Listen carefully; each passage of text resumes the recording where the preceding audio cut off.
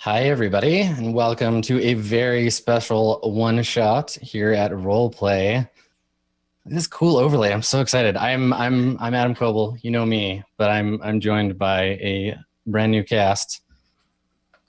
Look at how well dressed everybody is. I feel like such a chump. All I have to do is show up and run the game. We did it. And You made it, Adam. I gotta tell you, I'm a little afraid of you right now. I have some fear. Yeah, you should be. So let's get started. I'm gonna turn things over to my dear friend Aureylian here. Can you tell us a little about what's going on today? Why have we come together besides to like pretend to be superheroes? Yeah, so a few of us here are working with Smart Girls for about the next month to just promote their organization. They are an organization that supports empowerment for young women, and they encourage people to just be themselves and to embrace kind of the weird and embrace what you are and get into like STEM education and pursue your dreams and don't kind of let anything hold you back. So since we're working with them on a bunch of different articles, we thought, well, wouldn't it be fun if we all got together and did like a totally badass, awesome D&D campaign. And then you were the one that were like, what if you did superheroes? And all of us went, yes. I liked when that initial conversation happened because I was like, hey, here's this game that's like, maybe we could play. And just, you're like, nope, that's it. We're playing it. Everyone's like, no, stop talking. There was, once you like linked it and we saw what the options were, I think every single one of us identified with something immediately. And we were like, yes, this is it. We're doing it. Yeah, it might be the highest level of pre-show hype I've ever seen in a cast before. So we were all planning costumes. We were planning costumes like the first minute. So. Yeah. And talking about like makeup and hair. Yeah. Linking cosplay articles, like what can we do? It was perfect. Yeah, normally these sort of pre-show Skype chats are me explaining rules and like talking about things. It's a lot of like Adam said, and people going, okay, cool. I'll look at that. This time I was like, I'm gonna just back away slowly. Yeah. We were all working on our backstories right away. Every single one of us. The second that you linked it, I think we all had our characters chosen and backstories like kind of started within like an hour. Yep. Mm-hmm. Yeah, I'm super excited. It's really fun to have a cast that's so hype about stuff. So let's play a role-playing game. You want to get into it? The cool thing about this one too is that we actually had to sort of write our backstories together.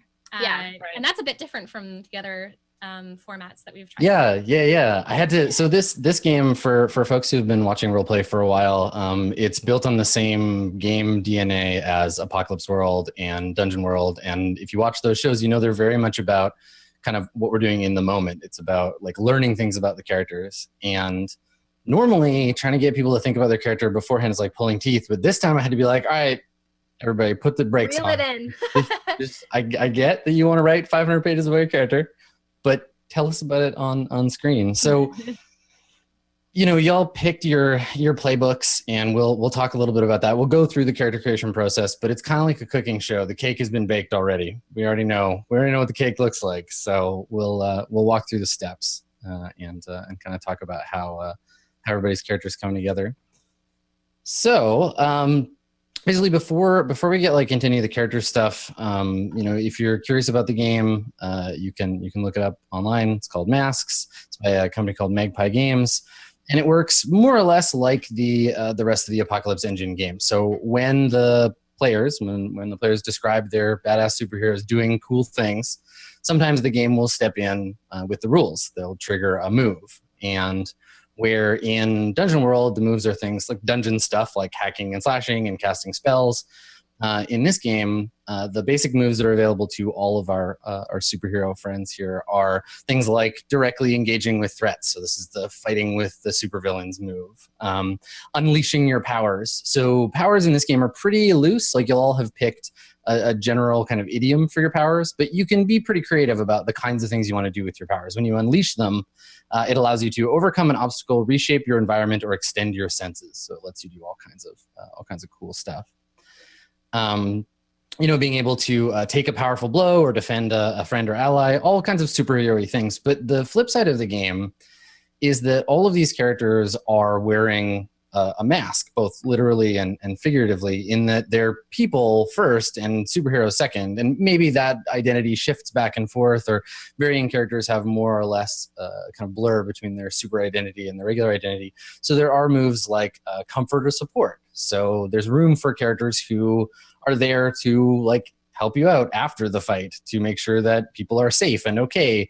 There's moves like Pierce the Mask, which lets you kind of see beyond someone's fictional identity and see what they're really thinking or feeling. So there's a fair amount of kind of inter-character stuff that'll happen in the game. And we'll go through the session kind of learning about the characters by way of these moves. The stats in this game are a little bit different in that you might be familiar with, D&D, where once you set what your dexterity is, it stays the same pretty much throughout the lifespan of the character. But in Masks, the stats are labels put on the characters both by the world around them and by themselves. They're the ways that the characters see themselves. So your labels in this game are freak, danger, savior, superior, and mundane.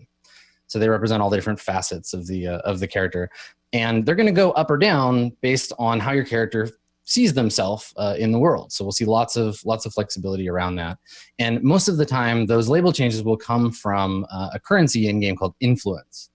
And by default, because y'all are playing kind of unstable teenage superheroes, all of the adults in the world have influence over you. It's a game mechanic, and at any time I can say, an adult makes a declarative statement about you, and they can try to inflict a condition or change your labels, because you're still forming your own identity and trying to find your place in the world. But you'll also have influence over each other. And so this is where, if someone is behaving a way you don't like, you can use your influence over them to try to change the way that they think about themselves. So if one character is acting like a know-it-all and acting superior, you can use, if you have influence over them, you can use that to try to change how their stats are, which means they're going to make different actions. They're going to succeed more often. So it's kind of cool being able to see all that stuff shift around. And in this game, rather than classes, right? We don't have like the fighter or the cleric. We have superhero archetypes, and the archetypes are tied up both in the kinds of powers you might have and in the way your character exists in the sort of setting. So the game is set in a place called Halcyon City. Halcyon City is sort of like our fictional metropolis. It's a big city somewhere in America. It has all of the kinds of things you would need as a backdrop for a big superhero city.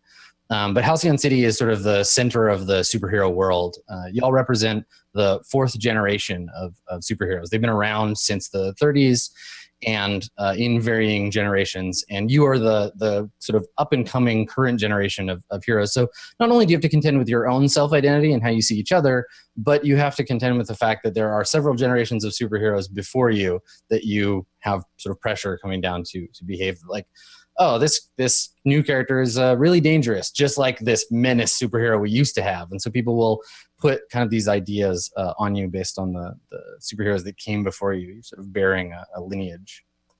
So other than that, we kind of have free reign to make up the details of Halcyon City. Otherwise, the world is more or less as we know it. No real like major alien invasions or anything like that. You can kind of go based on what you know about the world and go from there.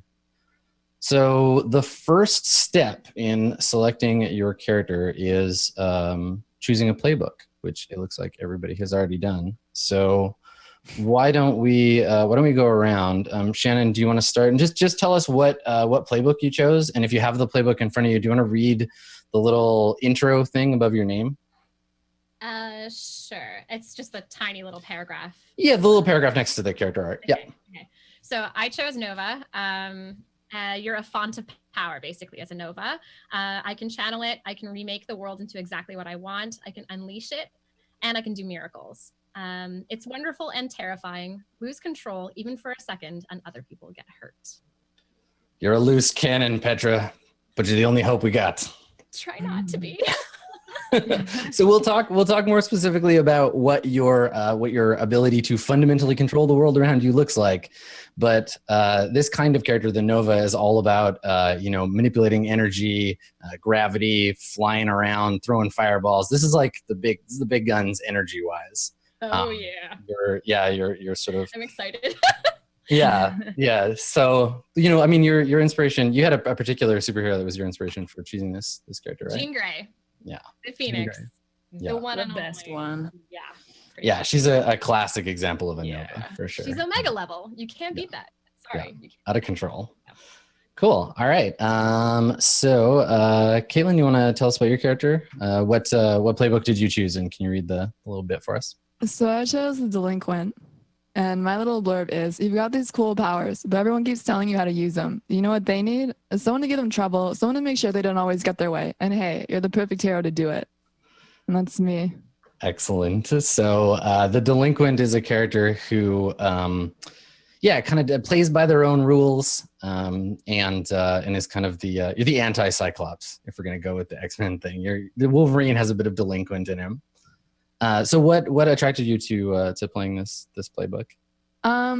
Well, there were kind of a few elements to myself. So there was kind of like, I don't know, I'll just say the STEM focus on this character. One of the abilities you can have is gadgetry and hacking, and I did engineering. So I was really drawn to that. I also thought that some of the team moves that they have are kind of cool. Like one of the team moves for this character is literally when you share a triumphant celebration with someone, ask them if they think you're cool. And so I like how we're playing a game about masks, and you'll have this exterior. And so this character is obviously acting really tough, thinks they're cool, which means there's got to be a drawback somewhere. So I like the hacking, I like computers, and then, you know me, I really like character flaws. Cool. I like it. Yeah, the Delinquent is interesting because they're definitely about kind of managing what other people think of them. There's that whole like doing things and making sure you have an audience, but then also balancing the sort of vulnerability of being sort of alone as this superhero character. Cool. Anne, do you want to tell us the playbook you chose and read the intro? Yep. So I chose the Bull, and the intro is, you're big, strong, and tough. You know what fighting really is, and you're good at it. Sure. You've got a soft side too, but you only show that to the people you care about most. Everybody else, they can eat your fist. They can eat your fist. So I think you were the first one to pick your playbook. Oh, yeah. You just like jumped on this one. Instantly, yeah. What do you like about this playbook? So it immediately stood out to me because of the character art from the book, and then also I'm a Taurus, so the Bull is like something that I feel like I identify with a lot. And to be completely frank, it sounds like a description of myself, where people a lot of times will tell me that I like look scary or angry or whatever, but people who are like my close friends, aka all of these three wonderful women here, like know that I can actually be like a very sensitive person. So yeah, and what I think is interesting about the Bull is the Bull as a character kind of revolves around this thing called the Bull's heart, and you'll have a character who is your character's love and a character who's your rival, and those might change, but they're kind of the center of your universe, which is really cool. Awesome. Yeah, I'm excited to see. I'll find a China shop to put you in at some point. And last, Aureylian, what character did you choose? And read us your intro. We'll talk a little bit about it.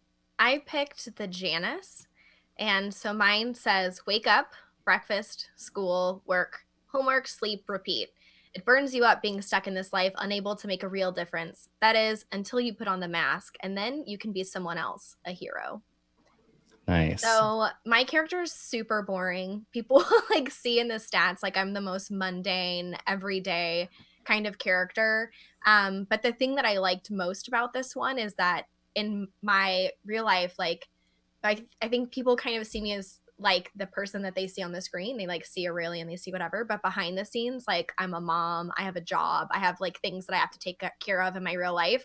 And that's a big part of this character, is that this character has responsibilities. They have something that they have to take care of. They have a job. They have like responsibilities that they have, but then they also have this like whole other side to them that can come into play and either save someone, which is what I chose to be, which was like the savior. Like I risk everything to save the people that I care about. But it's something that nobody sees. Like I kind of do it just because I feel obligated to do it and because I want to do it and not because I need the recognition for it. So yeah, cool. So the Janus as an interesting parallel or foil to the delinquent, right? And that there's this different vulnerability. The Janus kind of externalizes that. There's definitely like a Peter Parker kind of vibe here. You got a real life you got to take care of. You got an Aunt May somewhere. Yeah, they have like characters for each one of these that they were like similar to, and I read mine after I made my character, and my similar one was like Batgirl was like the one that they said like this is an example of this type of character. So there's a lot of correlations between those. So cool. Yeah, that sounds good. It gives me lots of things to go after. Yeah. So so you've all chosen your playbook. We've talked a little bit about your characters, your decisions. So has everybody chosen their, I mean, obviously we've chosen names for our character. Have you chosen your looks, your abilities, your starting labels, all that stuff? With the character stuff mostly finished, I think. Cool. So this would be the point where we would like have some sort of downtime to go through and work that out. But y'all were good and did your homework. So let's go around and I'll go one at a time, and we'll start with Petra. And tell us your character's your hero name. Tell us your character's real name if it's different. Tell us what your character looks like. Give us a kind of general vibe, and then I'll ask specific questions about like your powers and all that. Okay. So yeah, my name is Petra. My real name is Claire, and I am 19. I look exactly like this. That helps. So you don't have to really put a whole lot of thought into that.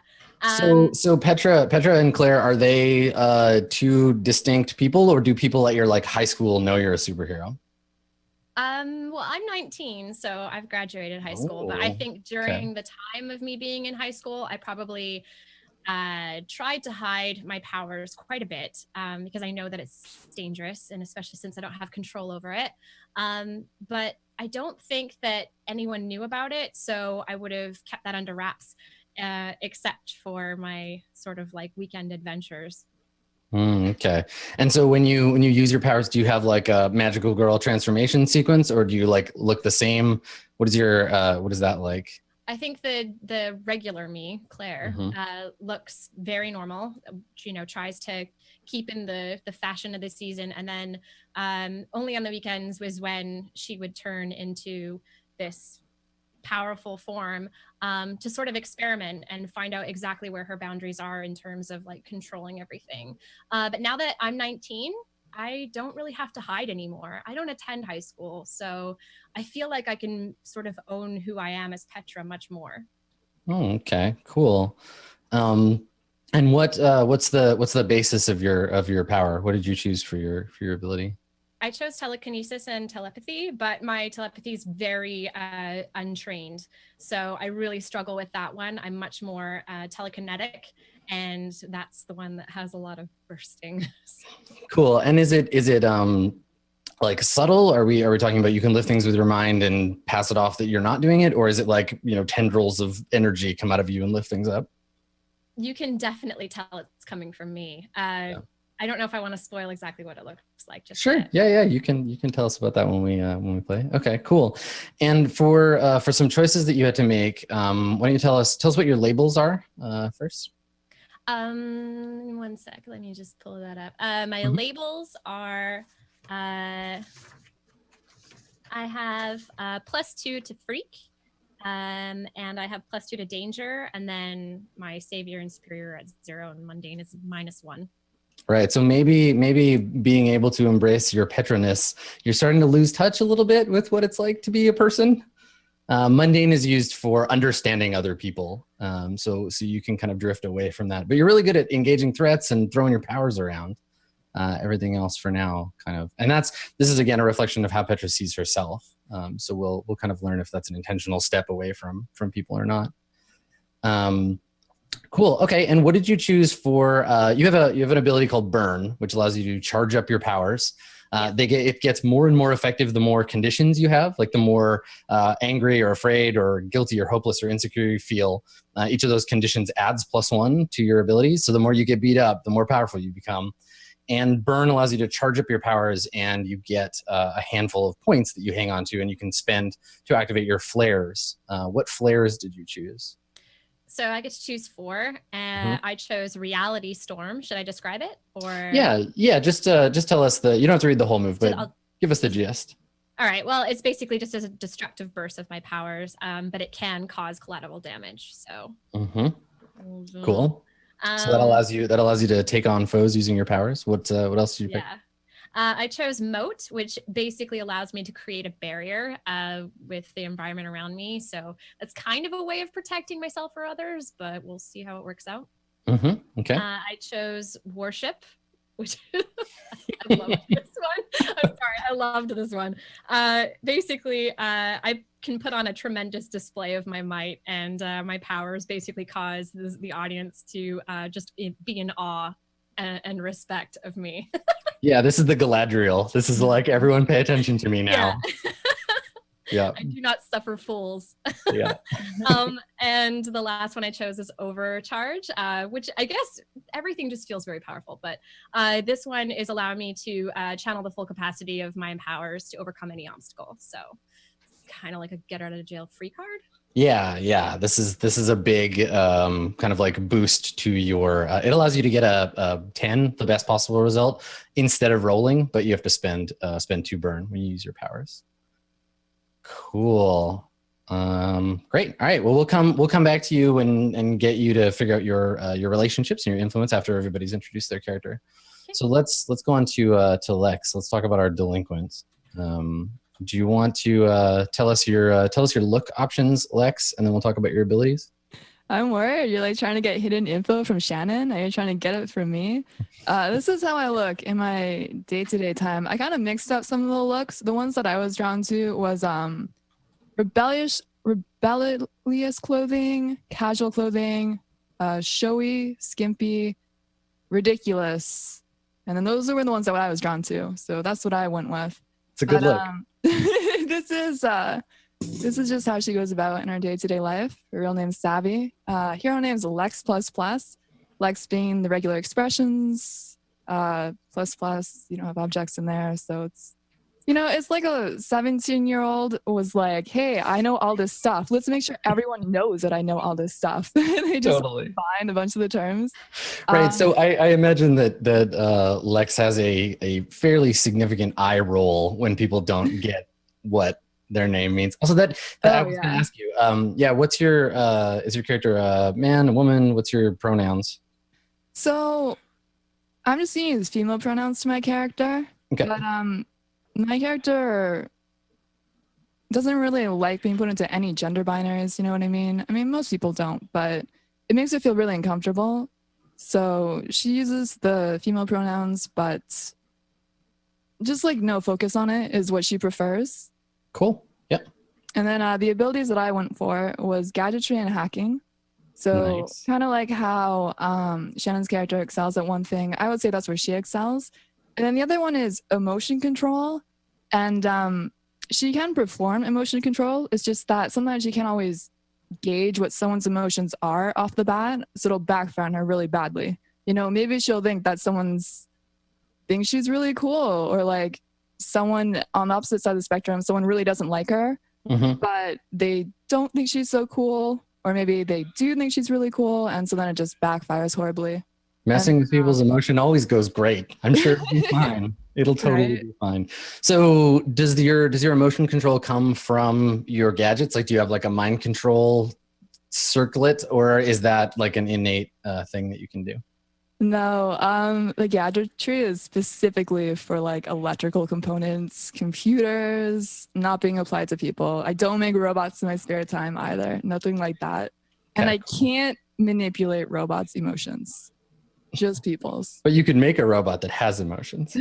I mean, maybe. Once you figure out what they savvy. are. How old is your character? My character is 17. So she's in high school right now. She's trying to decide how to balance, how to make the most use of her powers, and how to balance trying to be this rightful force in the world with also trying to achieve what she always envisioned herself as doing. So she doesn't really know how to balance going to university. She has a lot of interests. She doesn't really know what degree to pursue. So she's really happy just focusing on being in high school right now and not having to make those decisions at the moment. Cool. All right. Sounds good. Riley Rampage. Let's talk about our bull. So your character, what's I guess let's talk about your character's real name. So is Riley her real name? Yes. That is Okay. her real name. And how old is she? 17 as well. Okay, cool. So you have a regular type life and all that? Not really. Are we getting into kind of backstory or no? Yeah, I mean, just tell me about kind of like where she's at. Like, you know, are you do you like go to school? Do you have like a normal family life? No, are you like a No. full-time superhero? Yeah. I don't think, you know, Riley doesn't really think of herself as like a superhero, but Sure. she doesn't have like a regular life. And if we Mhm. wanted, you know, more to get into the story and stuff in a little while, that will all become clear, but she doesn't have like a regular life. So everyone just calls her Riley. Cool. And your abilities are like the bull. You don't have a bunch of choices necessarily. Like you're a perfect weapon. You're superhumanly tough, incredibly strong, uniquely skilled at fighting. But something made you that way. Does Riley know what it is? Yeah. Yeah. Okay. Yeah. And was that a voluntary thing or an involuntary? No. Okay. No. Cool. All right. We can get into that. So you were changed into this thing. And how do your powers manifest? Do you have are you like the Hulk? Like, do you have an alternate form? Are you just like yourself but super tough? Think like Punisher x Jessica Jones had a kid, kind of. Right. Yeah. Terrifying. Cool. Yeah. So and you're uniquely skilled at fighting. Do you have like actual fighting training, or is it just that you're really tough and intense, or do you like? Yeah, I had training that I was subjected to as a child. Right. Okay. Cool. Like beamed directly into your brain. What bull moves did you pick? You got 2 of them. Yeah, I picked There When It Matters, which says when you defend someone on a hit, you can hold 1 instead of choosing 1 from the list, and then you can spend the hold when they're in danger to arrive on the scene, ready to help. Mm-hmm. And then the other one I picked, because I just love the title of it, it's Punch Everyone. When you start to fight, you can shift your danger up and any other label down. So when I just like go crazy and jump in, it's called Punch Everyone. That's right. I remember how much you loved that. I know, Damage so that. Just me, just like yes. Punch everyone. Excellent. Cool. And so the bull's heart allows you to choose exactly 1 love and 1 rival. You can change it at any time. Give this new subject of your affection or disdain influence over you, and take +1 to any action that impresses your love or frustrates your rival. Do you have those figured out, like who you want them to be? To start off with, because we can change these like throughout the. You're a fickle teenager. You can change who you love at any time you like. Okay. Well, and also like to clarify, as I was reading the book and everything, it was saying that like while the label is like love and rival, it's not somebody that like rival isn't someone you like hate, really. Yes. Just like you kind of have this like contention, and then love isn't like someone that you're like actually romantically in love with, but it's just somebody that you like, right? Yeah, it can express itself in all kinds of different ways, both of those things. Rival can be like another superhero. It can be both of these could be members of the group too, or they can be people outside. And love and rivalry can express themselves in all kinds of different ways, and we can explore that more as we play. Okay. But do you have those 2 figured out? Oh, okay. Yes, I think the way I wanted to start off with was having Hemlock up here be the love. Okay. And then Petra as my rival, and I'll explain why if you want me to now, or we could. No, I mean we can figure that out. I mean the idea is that we'll be narrating these things as a like a comic book. So if you need a flashback in the middle of a fight or something, you just go ahead and let me know and be like, let me just talk about this 15 years ago. So yeah, we can jump around with the timeline and play with that stuff. Comics do it, so we can too. Cool. All right. So yeah, anytime, like if you can get Hemlock's attention before you do something cool and make sure that she's paying attention to you, you'll get a bonus to do it. And then anything you do to frustrate Petra gets a bonus as well. So that's cool. That should be fun. All right, and let's talk about our most grounded superhero. Tell us about your character a little bit.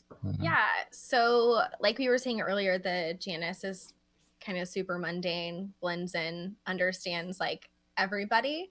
Part of like the look of my character is that there isn't really a physical difference between when she's a superhero versus when she's like in her everyday life. The only difference is she has a hood. Like that's like the difference. Like she's looks like this, and then she puts a hood on, and then like magically, it's like Clark Kent takes his glasses off. Right. I was gonna say, like so Superman. your secret identity is protected by the fact that for some reason everyone just can't tell the difference. It's the hair. Like once the hair is like revealed, it's like, oh, it's a superhero. Yeah. So, and we'll get into the backstories again, but she's kind of a little bit more upscale. She's more spoiled. Like think of kind of a spoiled teenager. She's 18, but still in high school. So she's kind of older, but in the same group as everybody else. And there's nothing really about her that like super stands out above anybody else. So the abilities that I picked, I have one which is like energy absorption. So you can absorb energy and do different things. And then the other one is supernatural senses, which we're not really sure of. So she's kind of the late bloomer in the group and is like just coming into discovering like what these kind of supernatural and these like superpowers mean. She doesn't really sure. So there's a lot of like guessing. Can I do this? Can I not do this? A lot of unsure and needs a lot of guidance from the rest of the group. So along with that, my labels are, I have -1 for freak, 0 for danger, +1 for savior, 0 for superior, and +3 for mundane. Oh, you're so nice. I know. So average, man. And then my moves are game face, which is when I commit myself to save someone or defeat a terrible enemy, I can mark a condition and take +1 ongoing of every roll, like from that point forward. And then my other one is I'll save you. And it says you're willing to pay high cost to keep your loved one safe. Reveal your secret identity to someone watching or mark a condition to defend someone as if you rolled a +12 or 12 or more. And then I also have one that's conditional all the time, and it's called the mask. It says you wear a mask to try to hide your identity. And then what I embody when I'm wearing my mask is savior. So basically, like she just really cares about the people that she loves, and she's doing the best she can to kind of keep everybody safe, and you'll hear why when we get into backstory. So nice for someone who's named after a poisonous plant. Well, that's kind of the thing, right? Because she's like, hemlock just looks like a flower, right? Like when you see hemlock, it kind of just looks normal. But then if you use it the wrong way or you don't do what you're supposed to, then RIP, my friend. So that's I like that you chose energy absorption, but you could have chosen insect control. That would have been cool. Hordes of flies doing your bidding. No, let me tell you what I don't do. Bugs. Yeah. Nope. No bugs. So you do have to choose your secret identity. So your mundane life comes with 3 obligations. Yes. What did you choose for your obligations? I chose a job, which is tech support. Nice. Okay. Yep. Kaitlyn and I were on the same page right there. Okay. And then at home, I chose caring for someone, which is involved in the backstory. And then social, I have a social obligation to a close relative, and that goes along with the backstory as well. Cool. All right. Cool. All right. So I'm gonna go around and we're gonna talk a little bit about backstory stuff because everybody has, I think, 5 or 6 backstory questions. So we'll go around and get everybody to tell us about their backstory. I'll ask those questions, and then we'll do relationships and influence, and we'll get started. So we'll jump back to Petra. Let me get your character sheet here. Okay, so Petra. Yes. When did you first use your powers? I first used my powers when I was 12. but it kind of happened by accident.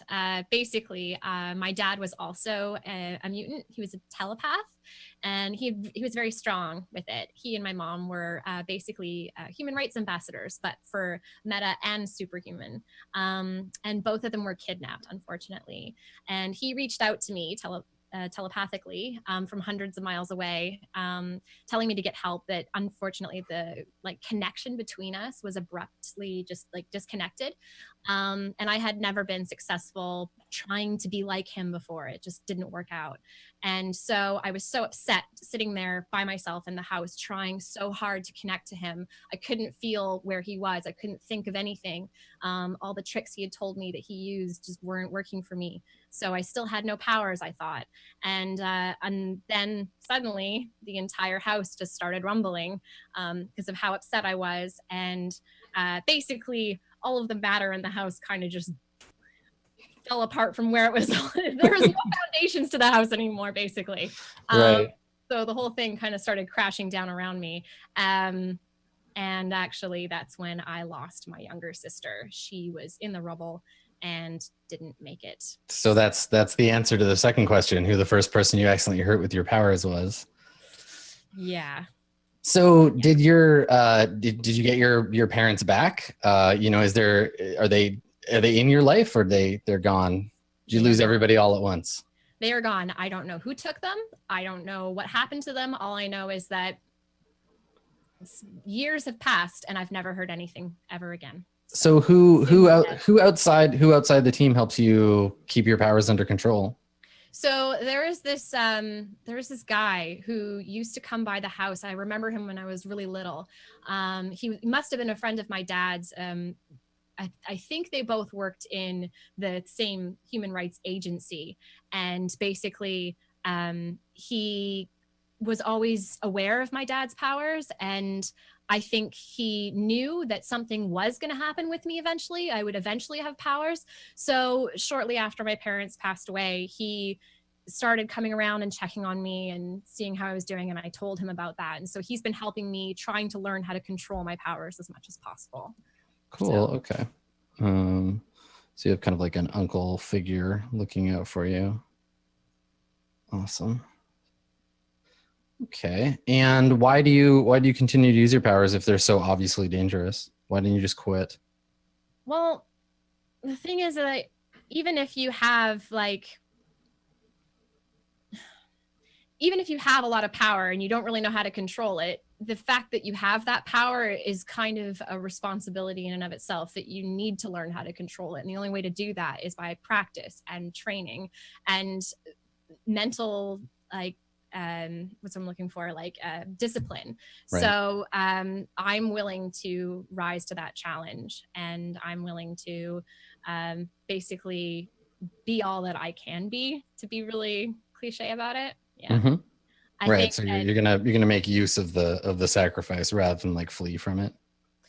As much as I can. Yeah. I think it still really scares me what happened with my sister, and I don't ever want that to happen again. So definitely need to get a grasp on it. But if you have a gift like this, I mean, my mom was mundane. She was just a normal person. And,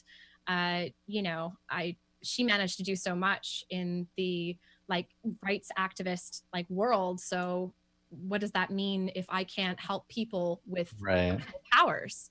Right. So. Cool. Yeah, I like that. That's great. So last question, why do you care about the team? So kind of for the same reason that I care a lot about Riley, which we'll get into eventually. But basically, when Riley introduced me to the others, I felt very connected to them, that we all have a struggle. We all have something that we have in common, and we're all trying to figure out how to sort of be in control. I am a little bit older than them all, so I feel a bit responsible for them.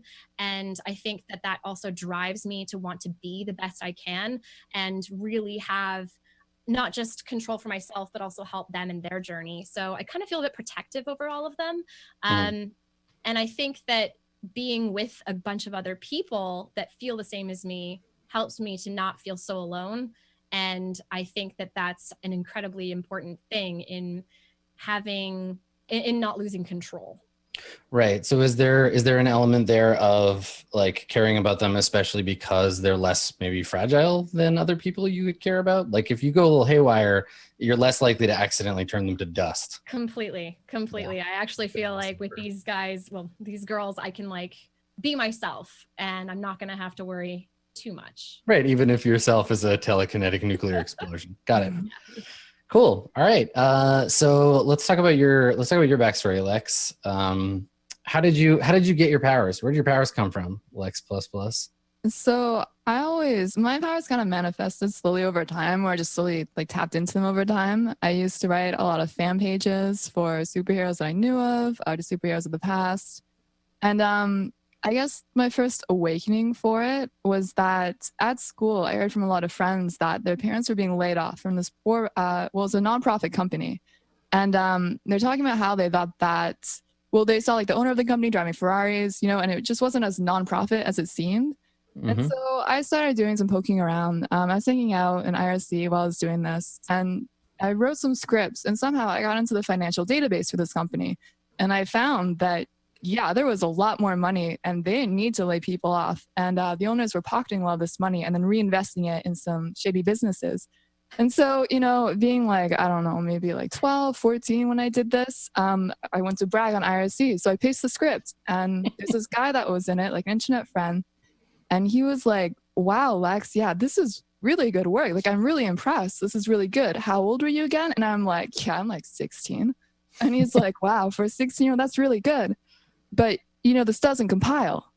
And so I realized like, okay, well, so it wasn't my script that did it, I guess. I mean, like, I was still good, but there's some other element to this. Sweet. So you have some kind of like innate connection to data and devices. That's cool. I like that. So when you're not being a supervillain fighting mega hacker, what do you do for fun? Kind of more of the same. I kind of have two sides to me. There is the side that wants people to see how cool and important I am. But then a lot of the time, I'm really spending it in the computer labs, programming, just learning about new scripts that I can get into, talking to people on IRC, like just talking to people online a lot. Just dorking it up. Watching anime. Yeah. One of my pins says I heart anime. Really relatable character background. Maybe a little too real, Kaitlyn. I feel like we're gonna need to be careful here. So, who? I think maybe we already know the answer to this question. So, who outside the team thinks better of you than you do? Who thinks that you're like cooler and more awesome than you think you are? I want to say that it's my like secret superhero contact, because I put up this front online where you can really curate what you want your image to be. But then when you talk to me in person, you're like, how is she all this, Right. So that person, they haven't met me in person yet because our contact is all through IRC, through like secret messaging systems. So deep web stuff. Yeah, deep web. Supernet. Okay. Ultranet, Adam. So you have somebody like online that like thinks you're great. Yeah, and maybe they're a budding superhero themselves. And I mean, I'm not saying I'm not great. Just like maybe when they meet me in person, they'll be a bit disappointed. Right. Okay. Yeah, there would totally be like fan communities where people are like, "Am I a superhero? I think I have superpowers." Yeah, I feel that. Cool. So why do you try to be a hero? Well, I enjoy being good at things, and people knowing that I'm good at things. It kind of gives me this self-fulfillment. Like I have this attachment to it. It makes it real. But at the same time, I also have this really, really strong feeling to deliver justice when I see injustice. And being 17, I don't really understand that there's a lot of gray in the world. I just see it as all black and white. So the first person that I hurt was when I exposed this company, even though that seemed like the right thing to do. More of my friends, their families lost their jobs, and their situations became much worse. So I have this problem where I see an injustice, I want to fix it, I go fix it. I'm really headstrong about it, and things don't always have the consequences that I wanted them to. Sure. So, yeah. Cool. Yeah, I like that. That makes sense. So, same question as for Petra for the last one. Why do you care about the team? Why not just go do your thing on your own? Well, this seems pretty awesome. I'm not gonna lie. I also there's ways that I want to improve as a person, and I feel like on my own I can't do that. But I see these qualities in all the other team members. You know, we make fun of of Aaron's character for being mundane or boring, but really my character like really wants to be a good person, and they're trying to balance that. And then with Riley, I mean Riley, even though my character is outgoing, there's always a certain restraint to it. Whereas Riley, she doesn't seem like she minds what other people think of her ever. I give off the impression that I don't care, but deep down I really care. So I really want to be more like that. And then Petra is just like this, I don't know, I want to say she's kind of like the leader of us, you know? She's just this like goddess superhero that I think everyone kind of wants to be when they grow up. Of course, when you're 17, when you grow up, it's like, yeah, in 2 years I'll be grown up. I really like how that's the way that the team so far kind of sees themselves. Like, yeah, the person in charge is the flashiest person, not the smart choice necessarily. Like the person with the lowest ability to relate to other people. Like, oh, you're so cool. Yeah, I have literally -1 mundane, guys. Yeah. Other people's feelings. What are those? I don't know. It doesn't matter. We look up to you. All right. So Riley Rampage. So who was it that changed you? Who made you the way you are? So when I was a toddler, like 3 or 4 years old, I don't really remember, but I was taken by an extremist criminal organization that was seeking to turn young kids into fighting machines to kind of combat the superheroes that live in Halcyon City that are basically thwarting all of their plans. So through rigorous training and methods of torture, they basically were turning these like kids into super fighting machines. All right. And how did you get away? How did you escape them? When I was about 12 years old, there was a large explosion, and in comes Petra in her magnificence to save the children from the faceless criminals. Oh, nice. So I guess how old would you have been then, Petra, when that happened? Like Just over 14. 2 years wow. older. Yeah. Wow. So yeah, you've been doing the super thing for a while. Cool. Right. All right. So you were rescued by your now rival. Who outside the team tries to take care of you, Riley? I don't have anyone outside of the team because I don't know where my family was. I didn't have a name or anything when I came in. Well, I mean, I did, but I don't know what it is because they basically just erased my past. Totally. You were just prisoner 6555321 or whatever. Yeah. Yeah. R1LE. Yeah. Cool. Yeah, and that's the thing. Like nobody is a valid answer to that question. Like there's just no one else. You got to take care of yourself. So why do you try to be a hero? What's that shit about? Well, since Petra saved me and like had this kind of goal of turning her powers into good, and I view Petra as like my older sibling since I don't have a family, and she's the one who saved me from basically slavery. And so I look up to her and I pretty much kind of do what she wants me to do. I chose her as my rival because as like the headstrong, punch everything type of person, she gets really frustrated at me for not listening to her, trying to tell me to be cautious or to be more careful because I just kind of rush in and she doesn't, she wants me to be safe. It all just comes from that protective place in my heart. Right. She's your replacement, more durable little sister. Yeah, more durable. So why do you care about the team, Riley? Because I don't have anyone else, and they're my family basically, since I don't have one. Cool. I'm into it. All right, Hemlock. Let's talk about your backstory. So when did you first put on your savior mask, and why? Extremely recently. Yeah. So my kind of powers didn't manifest until there was an emergency situation, which is relatively recent. So my mom and I kind of lived together in the city. It's just her and I. And we were out one day just walking back home after shopping or something. And on our way back walking home, we were approached by two men who attempted to rob us at like knife point. And so me being kind of the person that I am, kind of just backed away and went to be very intimidated and not really fight back. And that's when Riley kind of was around and overheard the situation and went, oh, hell no, it's time to punch everything.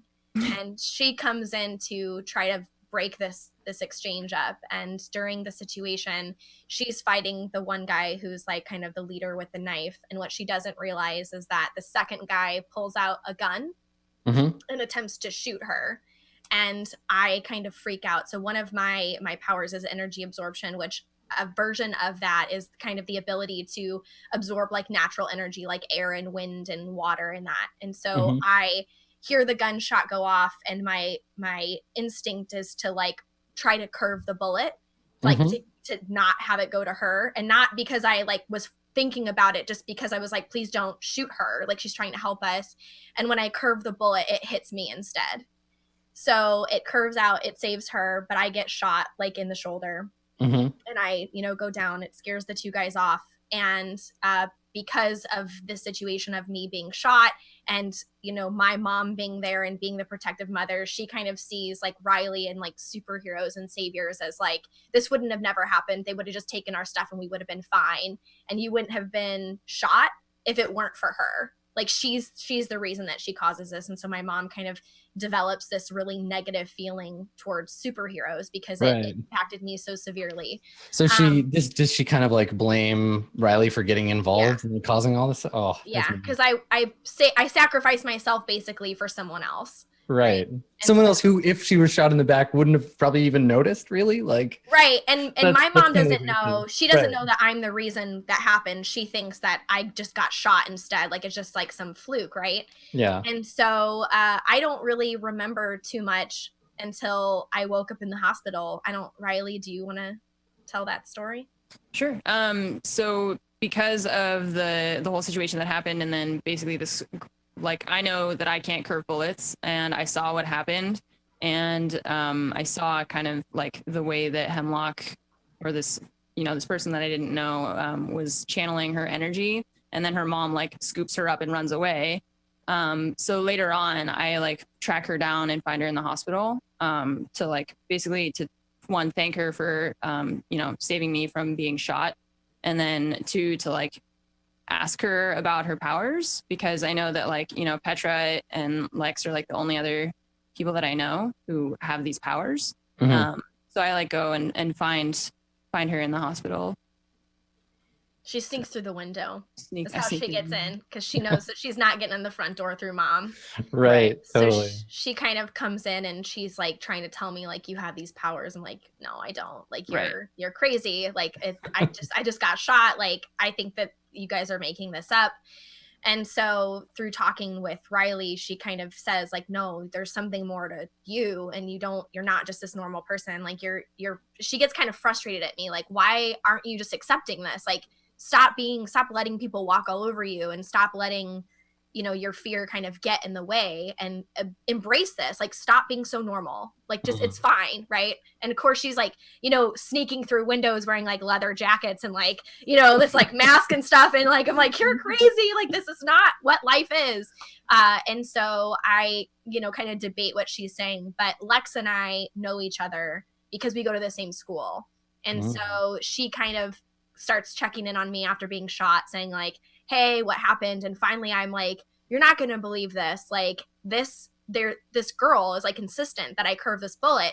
And she's like, no, like it's totally possible. Watch. And she starts like showing me kind of like confidently, like, look at all these powers that I have. And I'm my mind is just like, what is life? Like, what is happening right now to me? Did I die? Like, did I die and I'm in a coma and this is not real? What I think is really interesting about like Hemlock and your relationship to Petra and Riley too is that like as much as they can dish out, you have the ability to absorb it, right? Like Riley could try to punch you as hard as she wants, but your ability, your energy absorption would let you like just take it. Like it's a thing. And I think that that's part of my character. So my character's real name is Sid. Like outside of being Hemlock, like her real name is Sid, and she's very timid. If Riley tried to punch her, she'd probably let it happen. Right. And so kind of when these like powers manifest is when she gets like that, oh, hell, not my family. And then that's where, you know, she gets it. Being shot sucks. I don't know if anyone knows, but like she doesn't want that to happen to the people that she cares about. And she lucked out one time not being killed, and she's not going to let it happen again. And so she's kind of torn between like wanting to save people and not wanting other people to face that same fate that she had. But also her mom hates this. And what is my mom going to do when she finds out I'm one of them? Right. Like, So she's you're gonna lose her so lid. does your mom has a negative opinion of this Hemlock person running around doing superhero stuff and just like talk shit about her all the time? Yeah, these like superhero, these like kids these days just causing a ruckus and like let the police do their jobs, and they don't think they know better, and they're just causing problems, which is probably true. I mean, look at all of our backstories. We like get people fired and like blow up houses and stuff. But, like, fine. what we're doing From slavery. Okay, that's a good thing. yeah, Yeah, like one good thing. one good thing. The one good one is Riley. But like we're trying to figure this out, and we're trying to explore this. And so I'm kind of the like toddler in the group who really has the biggest understanding of what needs to be done. I just don't have the confidence, and I'm so new and like discovering what my powers are that I just can't seem to figure it out yet. You're still in the super closet. I'm very much in the super closet. Yeah. So the only other question, because I think we've answered all the other ones for your backstory. Who outside the team knows about your dual identity? There's somebody who's not on the team that knows about that. Yes. Well, so it would have been Lex, because before I was on the team, she was the first person that kind of knew that this was happening. And then that's kind of how the four of us all came together and have like the team that we have now, is that, you know, she convinces me to come in and join, like leave. And there's somebody outside the team that isn't one of them, someone who maybe isn't as safe, that knows your secret identity. Do you know who that is? At my apartment complex. Okay. He's chill. His name's Clyde. He keeps everything on the down low. Nice. But he's like the one that lets me in the building. Yeah. Your low rent Alfred. Yeah, no, he's like definitely like a super chill Alfred, but like he's kind of like a big brother, right? Because if you guys have ever like known someone who's like a single mom and a teenage kid, like there's always kind of that like pseudo like step in big brother, or there's that like step in dad, or like there's that step in kind of like role model. And that's what he is, right? Keeping me out of trouble, being like, this is what you need to do. But I have to tell somebody, right? Because I have like these people that I'm like sneaking in and out of the building, and like I need someone to have my cover, right? Like I need a big brother to be like, oh no, she's good. I totally saw her go to school today, and I was totally not at school that day, right? So he's kind of helping me. You know, he's chill. You guys Clyde's heart is in the right place, but it's a very, very irresponsible thing. Best doorman ever. Do not lie for a teenage girl. Not a good adult. Yeah. Really just bad adulting, Clyde. Listen, he's saving the world one lie at a time. Yeah, sure. He can believe that, and it's convenient for you. Cool. Okay, so we have our backstory and all sorted out. We'll do relationships, influence, and we'll talk about when the team, the first sort of adventure, the episode 0 that happened before we see the characters, and then we'll get started. But let's take a short break here so we can all charge up for that, and we'll come back and we'll get into the action. So more role play masks one shot when we return. Stick around.